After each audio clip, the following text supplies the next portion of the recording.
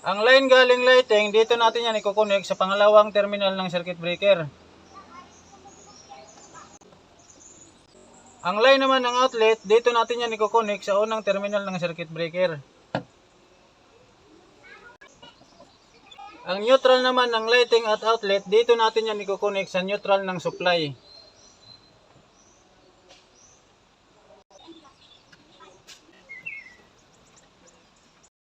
Tapos maglagay tayo ng jumper papunta dito sa kabilang circuit breaker.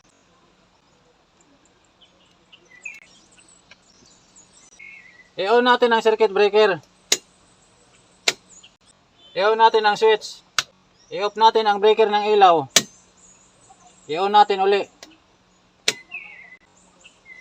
I-test natin ang outlet. I-off natin ang breaker ng outlet.